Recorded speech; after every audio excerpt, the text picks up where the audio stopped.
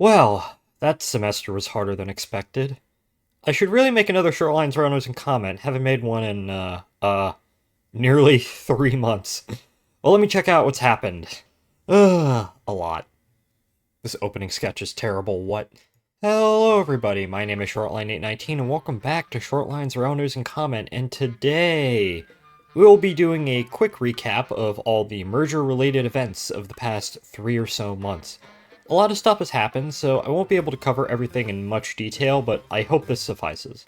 I'm going to pick up where I last left off in early September with CSX.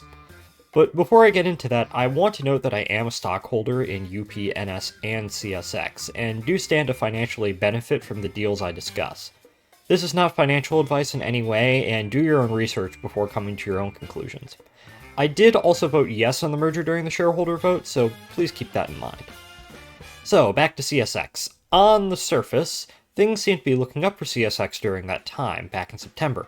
After an extensive rebuilding process, the Blue Ridge subdivision, which is the southern end of the former Clinchfield Railroad, was reopened on September 22nd.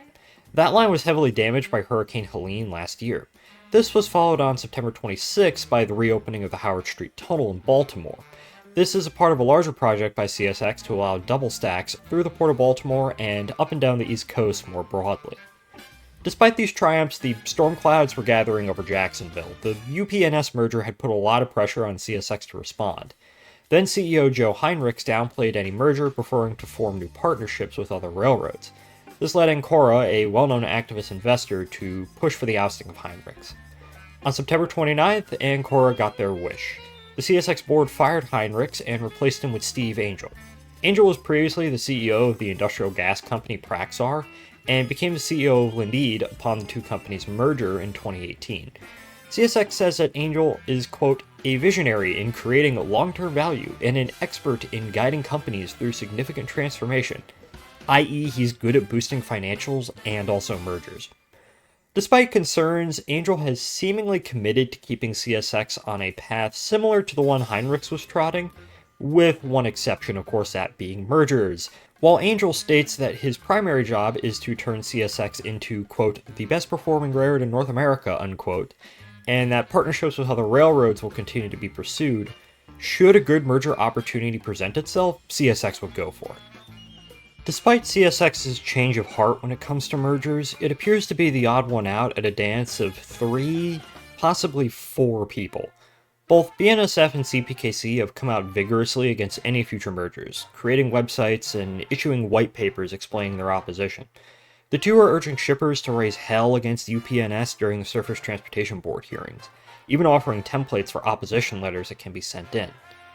CN is interesting, as they have been the least vocal when it comes to future mergers. They do have a website urging shippers to get involved with the UP-NS hearings, but they haven't come out in clear support or opposition to it.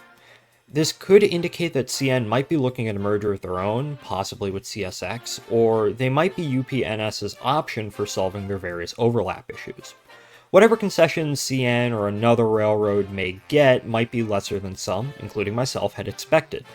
UP-NS say there isn't a lot of need for large-scale concessions to other railroads, but only time will tell whether or not this is correct. Regardless of the railroad's various stances, they've all continued to pursue closer partnerships with one another in response to UP-NS, and that includes UP-NS themselves. These partnerships have already shown positive effects on railroad traffic volumes. Now let's move to politics. Mergers are fundamentally an exercise in politics, as I'm so fond of saying, so this might be the biggest factor about whether or not UP-NS gets approved or not. On August 27th, President Trump fired Surface Transportation Board member Robert Primus. The only reason given was that Primus did not align with the America First agenda.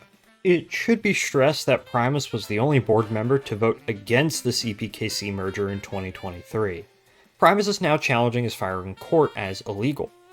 This has not stopped the president from nominating industry executive Richard Kostler to the STB and renominating Michelle Schultz for another term. The Senate still has to approve them both, and the hearings are ongoing.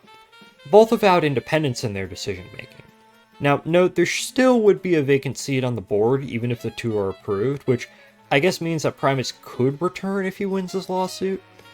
While Primus may be clashing with Trump, UP CEO Jim Vena has been rubbing shoulders with him. Vina met with Trump on September 19th, getting the president's tacit approval of the merger. Vina even advised Trump on National Guard deployments, and Trump has since praised Vina on several occasions. Trump's support, along with Primus's firing, has begun to raise concerns on whether or not the merger will get a fair review. It should be noted that the merger-related concerns come from both Republicans and Democrats. The Attorney Generals of 9 Republican states sent a letter to the STB about their concerns, and a group of 18 senators, equal parts Republican and Democrat, sent their own letter. Various groups have also sent their own letters expressing concern. These concerns have been amplified by the fact that UP is requesting a faster review process, shortening the review schedule by 45 days. UP wants to accomplish this by establishing hard dates for certain events and shortening comment and rebuttal periods.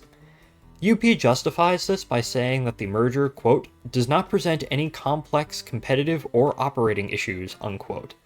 Others, such as CSX and the Reading and Northern, disagree, saying the original schedule should be kept. UP is extremely confident, some would even say hubristic, about the chances of its merger getting approval. It sort of reminds me of when CN was trying to speedrun its merger with KCS back in 2021, only to tip on a massive rake when it became clear that the STB wasn't going to play along. We know how that turned out, by the way, just because, the railroad map is what it is. Now, UP has been able to get some support, actually from most unions, including Smart TD, which was rather surprising.